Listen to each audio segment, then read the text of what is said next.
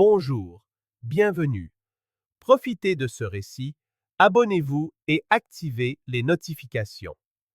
Chaque matin, en se réveillant aux côtés de Julien, Claire avait l'impression de vivre précisément la vie dont tant de gens rêvent. Son mari était le genre d'homme que toute femme voudrait à ses côtés. Prévenant, calme, responsable, le type qui remarque quand vous changez de shampoing et qui vous demande comment s'est passée votre journée en vous regardant droit dans les yeux. Dans le quartier, il était connu comme le mari et le citoyen parfait. En 2 ans de mariage, ils n'avaient jamais eu de véritable dispute, pas même un mot plus haut que l'autre. Ils partageaient leur routine comme si elle avait été répétée pendant des années, respectant les limites de chacun et célébrant les petites victoires du quotidien, comme lorsqu'elle terminait un projet difficile au travail ou quand il recevait les éloges de clients à son cabinet d'avocat. Ils sortaient ensemble le week-end, allaient à l'église le dimanche et maintenaient des déjeuners réguliers avec leurs 2 familles. Tout était à sa place, tout semblait juste. Mais il y avait une zone d'ombre dans cette relation, et Claire en avait ressenti le malaise bien avant de passer l'alliance à son doigt. Ils avaient décidé, dès le début de leur relation, de rester abstinents jusqu'au mariage. C'était une décision mutuelle, mais au fond, elle venait plus de lui que d'elle. Julien croyait que le sexe était sacré et devait être réservé à la vie conjugale. Claire avait accepté, même si elle n'était pas entièrement convaincue. Elle voulait lui plaire, et elle voulait croire que cet idéal romantique créerait une connexion plus profonde une fois qu'ils seraient enfin mariés. Mais après leur lune de miel, la frustration avait commencé à monter. Leur première rencontre intime, chargée d'attente, avait laissé un sentiment de vide. Julien était doux, prudent, mais excessivement retenu. Leurs étreintes suivaient toujours le même schéma, la même séquence de mouvements, toujours dans le même décor et avec une urgence silencieuse qui ressemblait plus à un devoir à accomplir qu'à un moment de plaisir partagé. Claire tenta d'introduire de subtils changements. Elle acheta de la nouvelle lingerie, alluma des bougies parfumées dans la chambre, suggéra des escapades plus romantiques le week-end. Julien louait ses efforts, mais agissait comme si tout était déjà parfait. Quand elle le laissait entendre un fantasme, il changeait de sujet. Quand elle prenait les devants avec plus d'audace, il répondait par un baiser et un «Je t'aime», mais se dérobait au contact physique. Ce n'était pas un rejet franc, mais une esquive constante déguisée en affection. Lentement, Claire commença à dissimuler ses désirs, même à elle-même. Elle évitait de penser à ce qu'elle voulait, de peur de se voir comme excessive ou même dépravée.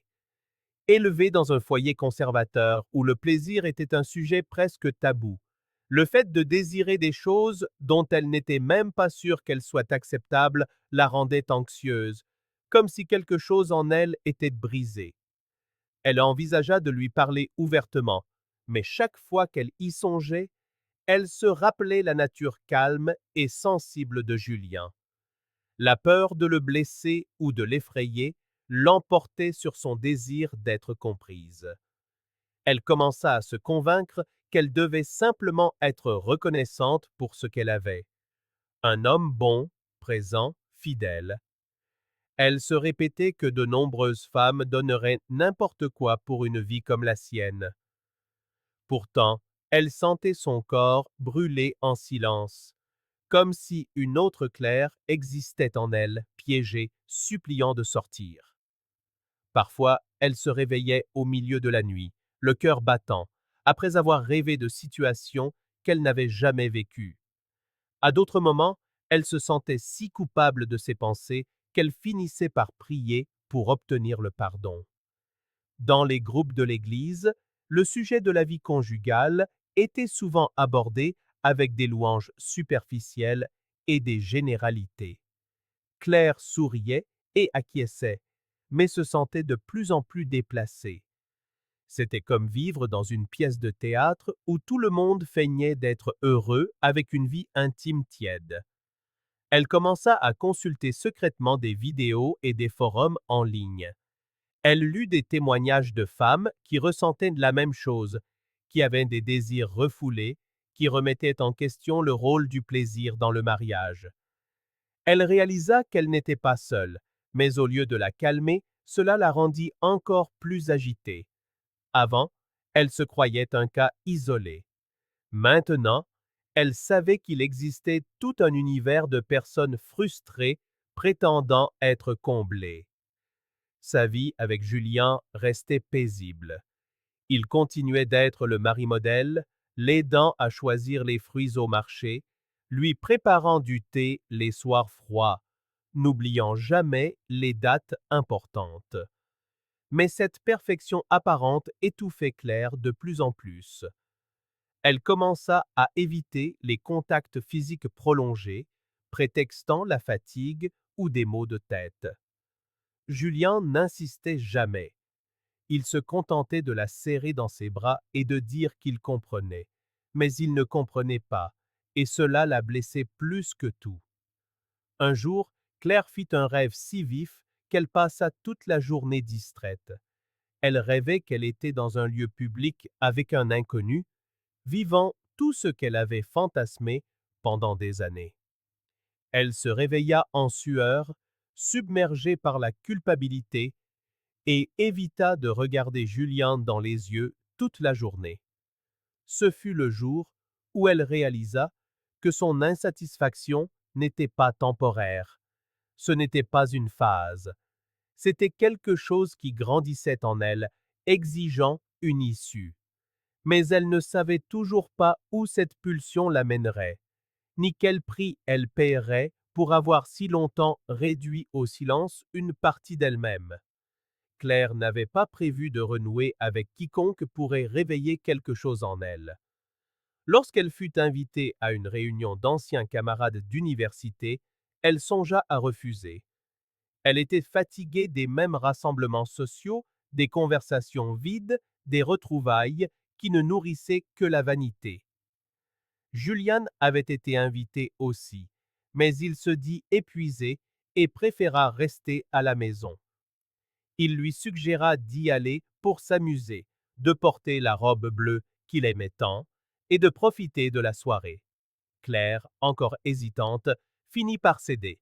Elle se disait que ce ne serait qu'un autre événement sans importance. Mais ce ne fut pas le cas. Dès les premières minutes, elle croisa des visages familiers, échangea des accolades, commenta l'apparence changée d'anciens camarades, feignit l'enthousiasme. La musique de fond noyait les conversations et une forte odeur de parfum et de vin doux emplissait la pièce. Claire se sentait déplacée. Elle essaya de se joindre aux autres, mais tout semblait forcé. Elle pensait à partir discrètement quand elle entendit une voix familière derrière elle. C'était Malcolm Reed. Le nom brilla comme une flamme dans une pièce sombre. Ils n'étaient pas des amis proches à l'université, mais il y avait toujours eu quelque chose de non dit entre eux, une curiosité qui ne s'était jamais concrétisée. Claire se retourna et sourit. Malcolm avait changé, plus mûr, avec une barbe de quelques jours et des yeux perçants, comme s'il avait déjà lu ses pensées avant même de dire bonjour. Ils parlèrent pendant ce qui sembla être un court instant, bien que des heures passèrent sans qu'elle s'en aperçoive. Il lui posa des questions sur sa vie et elle répondit avec les phrases qu'elle avait appris à répéter. Qu'elle était mariée, qu'elle avait un travail qu'elle aimait et menait une vie tranquille.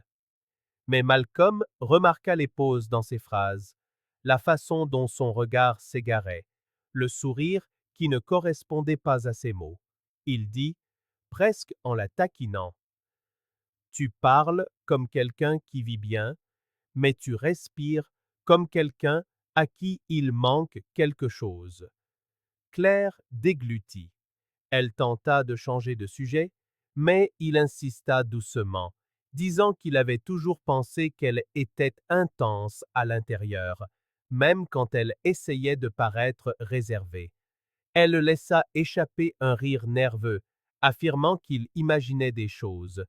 Il répondit que oui, il imaginait, surtout maintenant. L'air entre eux se transforma. Ce n'était plus une simple conversation entre anciens camarades. L'espace entre eux semblait se réduire de plus en plus, et pour la première fois depuis longtemps, Claire n'eut pas envie de fuir. Ils s'assirent dans un coin plus calme, loin des groupes bruyants. Malcolm parla de ses 2 mariages et de ses 2 divorces, qu'il ne regrettait pas. Il parla avec légèreté des choix qu'il avait faits, du coup d'être quelqu'un qui préfère tout ressentir plutôt que de prétendre être comblé. Claire écoutait, absorbant chaque mot comme des gouttes d'eau sur une terre aride. Il lui demanda comment était vraiment son mariage sans les filtres d'Instagram, sans la version qui plaisait aux autres. Elle hésita. Elle dit que c'était bien, mais sa voix ne soutenait pas le mot. Malcolm se pencha légèrement et sans même la toucher, il brisa quelque chose en elle. Elle essaya de raisonner avec la logique, se rappelant son mari à la maison, mais l'émotion écrasa tout raisonnement. Malcolm n'eut pas besoin d'insister. Claire cédait déjà, même en silence. Ils partirent ensemble sans faire de scène. Ils allèrent sur le parking et là, sous la lumière artificielle d'un lampadaire, ils échangèrent leur premier baiser. Il n'y eut aucune culpabilité dans cet instant, juste le sentiment de quelque chose qui aurait dû se produire des années plus tôt. Claire sentit son corps réagir comme s'il se réveillait d'un long sommeil. C'était plus que de l'attirance. C'était comme si, enfin, quelqu'un voyait sa part la plus brute et désirait précisément cette version d'elle. Ils terminèrent la nuit dans une chambre d'hôtel qu'il avait réservée. Claire, habituée aux routines prévisibles, se retrouva exposée mais puissante. Malcolm lui demanda ce qu'elle aimait, ce qu'elle voulait faire, ce dont elle avait toujours rêvé. Elle répondit sans hésitation. Pour la première fois, quelqu'un semblait sincèrement intéressé par ses désirs et, plus surprenant encore, il n'en jugea aucun. Malcolm répondit avec enthousiasme à chaque révélation. Claire se sentit vivante, excitée, entière, comme si elle avait découvert une porte secrète en elle, verrouillée depuis des années. Quand elle rentra tard cette nuit-là, Claire se sentit coupable, mais sans regret. Julien dormait, apparemment en paix, ignorant ce qui s'était passé. Elle le regarda quelques minutes, se demandant ce qu'elle allait faire ensuite. Elle espérait que ce n'était qu'un écart, une impulsion isolée, une évasion temporaire. Mais 2 jours plus tard, Malcolm envoya un message. Je pense encore à toi, et je n'ai pas l'intention d'oublier. Elle mit longtemps à répondre. Elle essaya de résister. Elle pensa même à le bloquer. Mais quand elle écrivit en retour, moi aussi, elle sut que quelque chose de nouveau avait commencé et que ce ne serait pas facile à contrôler. Le message de Malcolm résonna dans l'esprit de Claire toute la journée. Peu importe ses tentatives de rationalisation, construisant des arguments sur la responsabilité, l'engagement et le respect, la vérité était qu'au fond, elle voulait continuer. Ce qu'elle avait vécu avec lui ne ressemblait pas à une erreur, mais à une correction attendue depuis longtemps. La façon dont elle avait été touchée, écoutée, désirée, rien de tout cela ne pouvait se comparer à ce qu'elle avait à la maison. Elle passa des jours à tenter de cacher son agitation, mais chaque moment de silence, chaque instant seul dans la voiture, ravivait le désir. Elle répondit à son deuxième message une semaine plus tard, organisant un autre rendez-vous. Elle inventa une excuse, une visite à une cousine dans une autre ville. Julian la crut immédiatement. Lors de leur deuxième rencontre, Claire fut plus audacieuse. Elle suggéra des choses qu'elle n'avait jamais dites à voix haute à un autre homme. Malcolm écoutait avec un intérêt et une excitation sincère. Il encourageait chaque révélation. Il n'y avait ni limite ni gêne. Elle quitta cet hôtel avec l'impression que le monde venait de prendre des couleurs. Quand elle rentra chez elle, elle prit une douche, enfila son peignoir et s'allongea à côté de son mari, le corps encore vibrant. Julien lui demanda si sa cousine allait bien.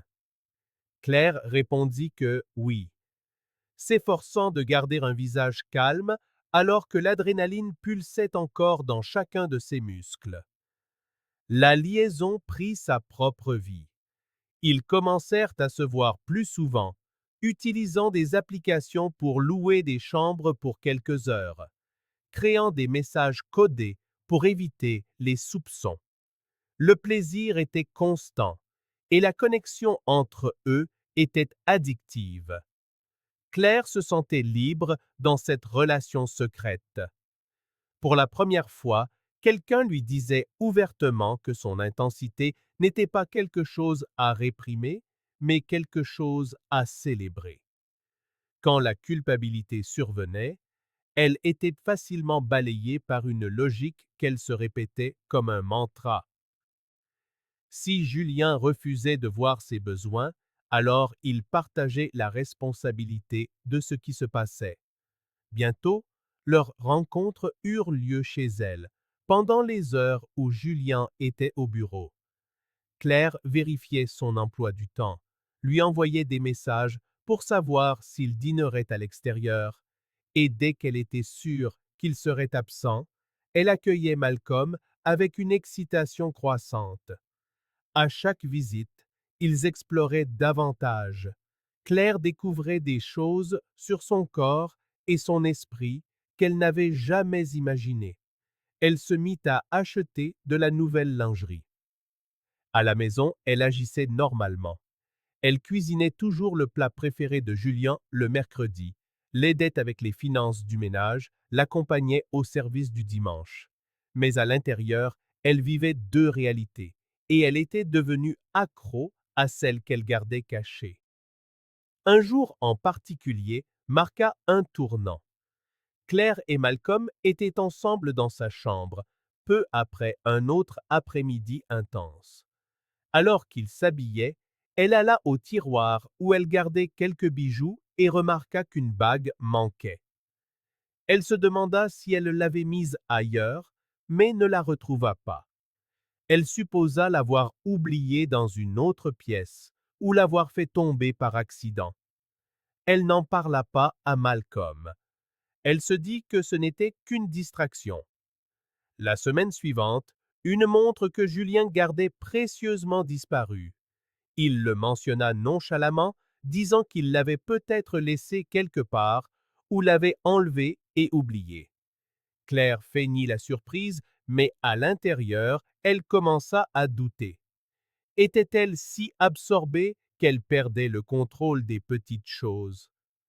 Malcolm se mit à faire des compliments plus fréquents sur les objets de sa maison. Il commentait son goût, demandait combien coûtaient certains articles. Claire trouva cela étrange, mais écarta ses doutes. Elle pensait que c'était juste de la conversation. Après tout, il se faisait tellement confiance que la suspicion semblait absurde. Il lui disait qu'il l'aimait, qu'il pensait à elle tous les jours, qu'elle lui manquait entre leurs rendez-vous. Claire commença à nourrir de dangereux fantasmes. Elle imaginait ce que serait la vie avec lui, libre de vivre sans secret. Elle envisageait le divorce avec Julien comme quelque chose de possible, voire de paisible. Elle pensait qu'avec le temps, elle pourrait tout expliquer honnêtement, se réinventer, recommencer. Mais elle ne faisait qu'y penser. Agir lui semblait encore un risque qu'elle n'était pas prête à prendre. À ce rythme, les rencontres se poursuivirent pendant des semaines. Un après-midi, Malcolm mentionna qu'il traversait des difficultés financières. Il dit que l'entreprise dans laquelle il avait investi avait échoué, qu'il était endetté et qu'il pensait vendre sa voiture. Claire lui proposa de l'aide, mais il refusa, disant qu'il avait honte. Elle insista et, quelques jours plus tard, lui vira de l'argent. Elle dit que ce n'était qu'un prêt. Malcolm promit de la rembourser. La semaine suivante, il se présenta avec un cadeau coûteux, un bracelet. Il dit que c'était pour la remercier. Claire pleura. Elle se sentit aimée, vue, nécessaire. Elle était si impliquée qu'elle ne remarquait plus les petites fissures dans ce qui semblait parfait. Julien, pendant ce temps, commença à remarquer de petits changements. Des objets qui avaient leur place se mettaient à disparaître. L'argent qu'il laissait dans le tiroir de la table de chevet semblait diminuer. Un parfum importé, cadeau de son beau-père, s'était tout simplement volatilisé. Il en parla à Claire, qui feignit à nouveau la surprise. Elle dit qu'ils oubliaient peut-être où ils mettaient les choses. Julien ne sembla pas convaincu, mais évita de faire une scène. Au lieu de cela, il prit une décision discrète et pratique. Il installa des caméras à des endroits stratégiques de la maison. Il lui dit que c'était pour la sécurité, en raison de récents rapports de vol dans le quartier. Claire le crut, et c'est ainsi que le jeu commença à changer, sans qu'elle n'en ait la moindre idée. Claire rentra chez elle en fin d'après-midi, comme elle l'avait fait tant de fois ces derniers mois. Elle retira ses chaussures, laissa son sac sur la console de l'entrée et monta directement à l'étage.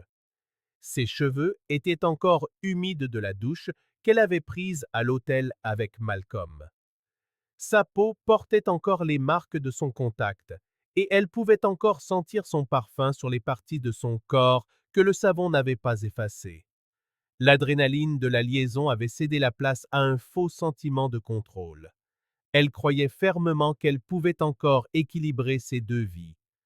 Tout ce qu'elle avait à faire était de tenir la maison, de traiter Julien avec gentillesse, de maintenir la routine, et tout continuerait à fonctionner.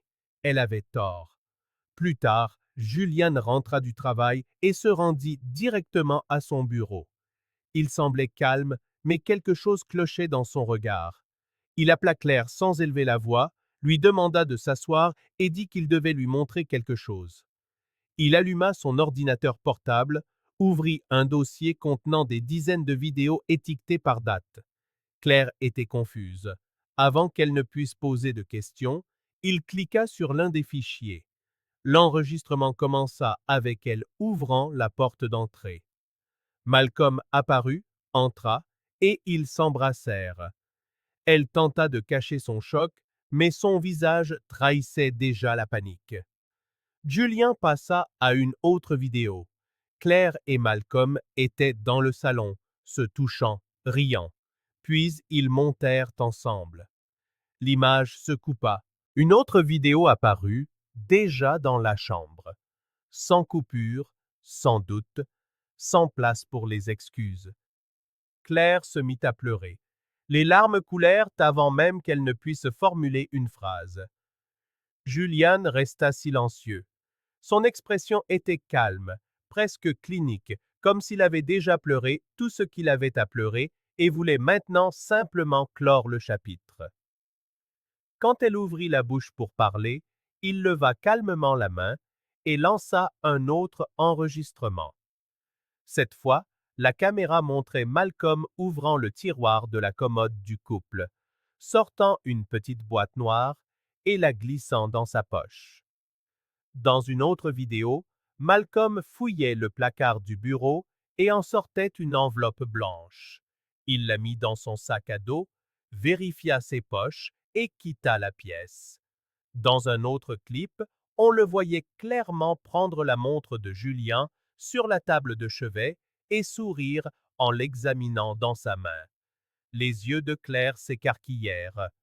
Jusqu'alors, elle pensait que Julian n'avait découvert que la liaison. Mais en regardant cette séquence d'images, cela devint évident. Malcolm n'était pas seulement un amant. Il était aussi responsable de chaque objet manquant dans la maison. C'était lui qui avait volé l'argent, les bijoux, la montre, le tout enregistré, avec le son, l'angle, la date.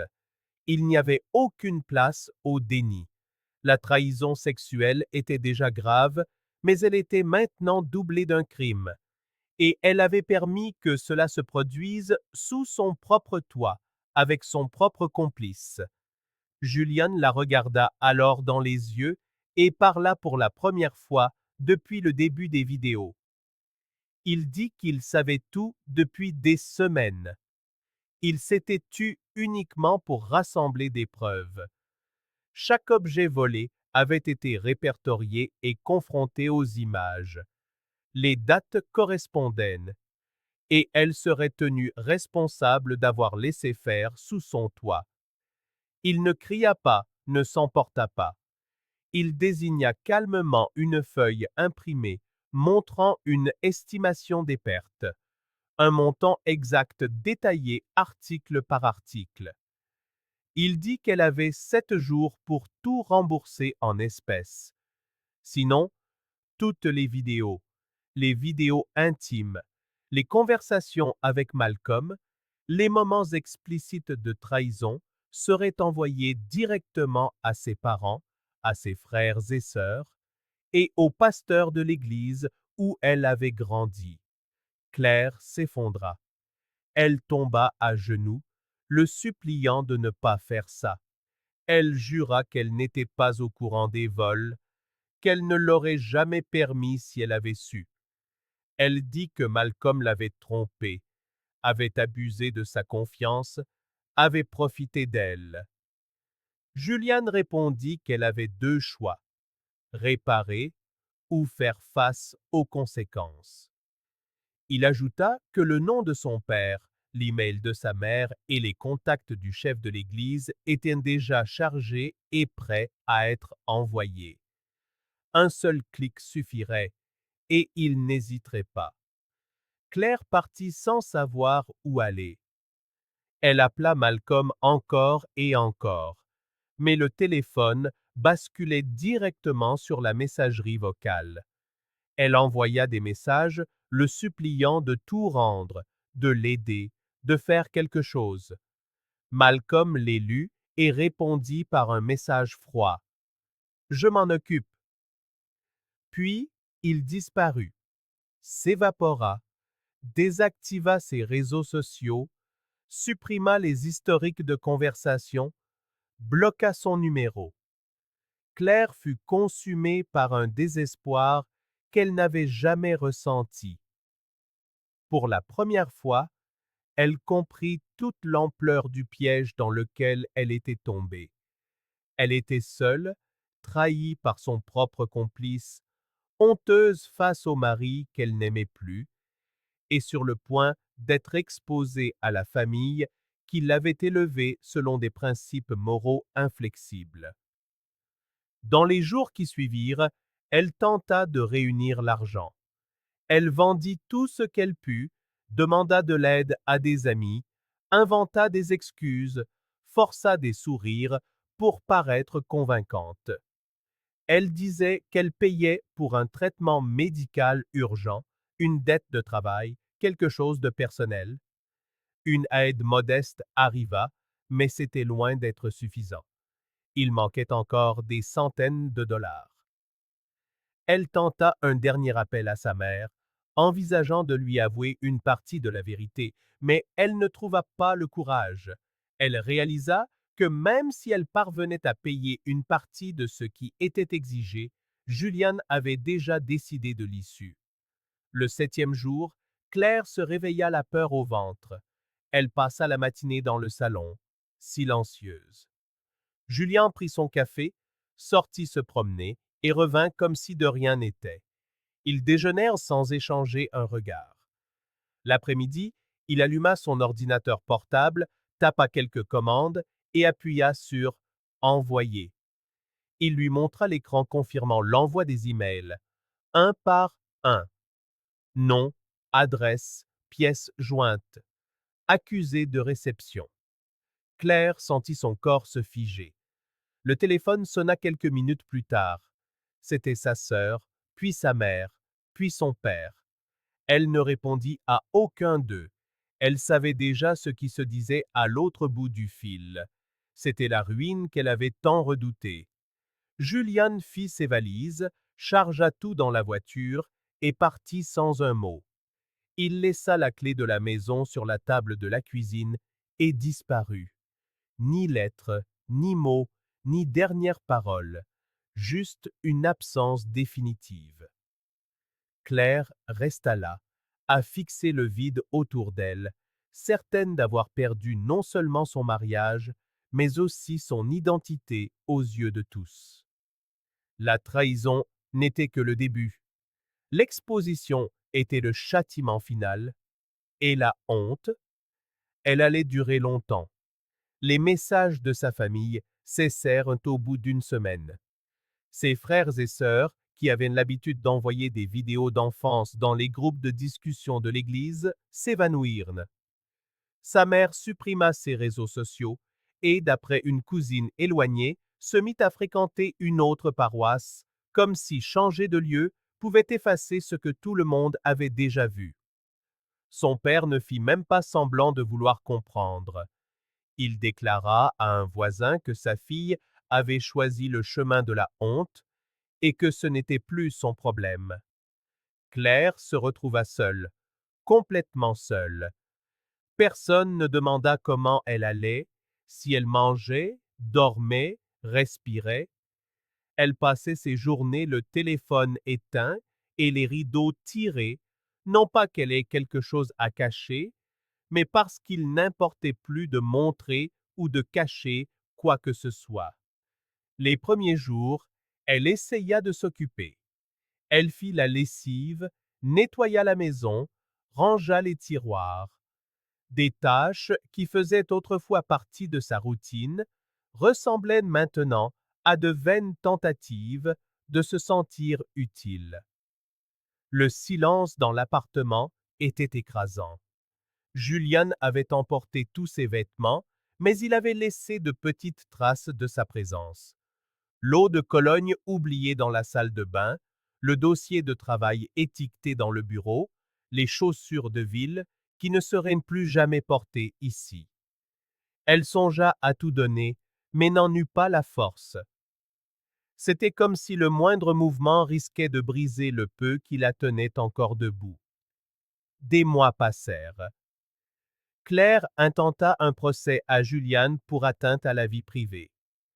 Elle affirma que les enregistrements avaient été faits sans son consentement, que le contenu intime avait été partagé malicieusement avec des tiers et qu'elle avait subi un préjudice irréparable.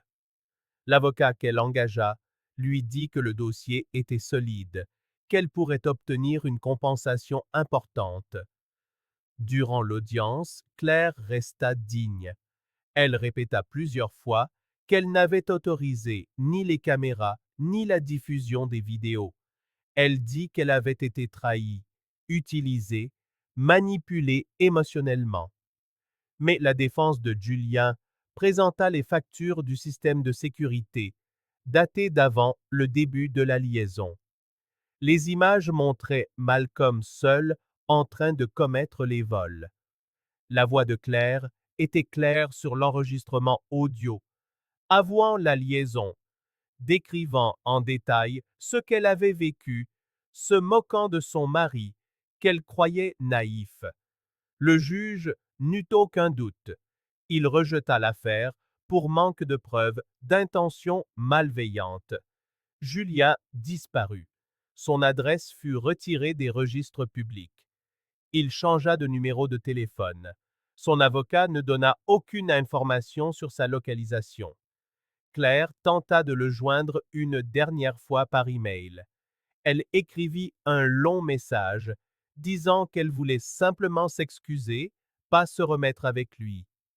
Elle dit qu'elle n'aurait jamais imaginé que les choses dégénéreraient à ce point. Elle ne savait pas de quoi Malcolm était capable. Elle se sentait détruite, non pas parce qu'elle avait été exposée, mais parce qu'elle avait été si aveugle. Le courriel resta sans réponse, pas même un accusé de réception. Le nom de Malcolm demeurait un mystère. Elle déposa une plainte pour les vols, mais sans adresse, sans numéro d'identification, sans aucune information réelle sur lui. L'affaire fut classée sans suite. Tout ce qu'elle connaissait était un faux nom et les détails qu'il avait partagés lors de leur rencontre. Elle réalisa trop tard que rien de tout cela n'était vérifiable. Photos de profil, documents, il avait tout falsifié avec soin. L'homme qui l'avait fait se sentir vivante était un escroc professionnel, et elle était la cible parfaite. Seule, frustrée, blessée émotionnellement et en quête désespérée d'acceptation. Elle commença à avoir du mal à sortir de chez elle. Quand elle croisait des visages familiers dans la rue, elle baissait la tête. Elle évitait les supermarchés et les endroits où elle allait avec Julien. Elle perdit du poids, cessa de prendre soin de ses cheveux, arrêta de se maquiller. Elle ressentait du dégoût pour sa propre image. Elle arrêta d'aller à l'église, même quand une voisine qui la saluait encore avec pitié lui suggéra la réconciliation. Le monde continuait d'avancer, mais elle était restée à la traîne. Elle regardait la vie défiler comme quelqu'un qui voit passer un train sans avoir la force de courir jusqu'au quai. Un après-midi, assise sur le canapé, elle regarda l'écran éteint de son téléphone et songea à tout effacer. Photos, messages, contacts, comme si vider la mémoire de l'appareil pouvait effacer sa propre histoire. Mais elle hésita. Elle ouvrit la galerie et se mit à parcourir de vieilles photos. Des voyages avec Julien, des sourires sincères, des fêtes d'anniversaire, des dîners simples. Puis, elle fit défiler les messages avec Malcolm, des mots doux, des émojis, des promesses.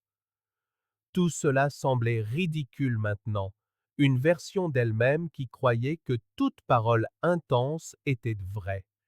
C'est alors qu'elle comprit une chose qu'elle avait évitée. La trahison qui l'avait le plus détruite n'était pas celle qu'elle avait commise envers Julien, mais celle qu'elle avait commise envers elle-même. Elle avait trahi sa propre sensibilité en prétendant ne pas ressentir de culpabilité. Elle avait trahi ses propres principes en croyant que le frisson justifiait le risque. Elle avait trahi son propre corps qui hurlait que quelque chose n'allait pas et sa propre intuition qui l'avertissait depuis longtemps. Elle avait tenté de tout justifier par l'histoire d'une femme refoulée, mais au fond, elle savait que même avec tous ses désirs inassouvis dans son mariage, le chemin qu'elle avait choisi était le plus lâche, le plus destructeur. Elle avait voulu vivre ce qu'elle appelait la liberté, mais au final, elle s'était emprisonnée dans une cellule de mensonges qu'elle avait elle-même construite. Sans famille, sans mari, sans amis, sans confiance, il ne restait que le silence. Et dans ce silence, elle commença à se demander si elle parviendrait un jour à reconstruire quelque chose à partir des débris. Il n'y avait pas de réponse, juste un vide qui semblait crier de l'intérieur. Et pourtant, dans ce vide, il y avait peut-être une chance de renaissance, même si elle était douloureuse, même si elle était lente, même si elle était solitaire. Car après tout, Claire comprit que celui qui détruit sa vie de ses propres mains doit aussi être celui qui en ramasse les morceaux s'il veut continuer à exister. Merci d'avoir regardé la vidéo. Si elle vous a plu, N'oubliez pas de vous abonner à la chaîne et d'activer les notifications pour ne manquer aucune nouveauté. À la prochaine!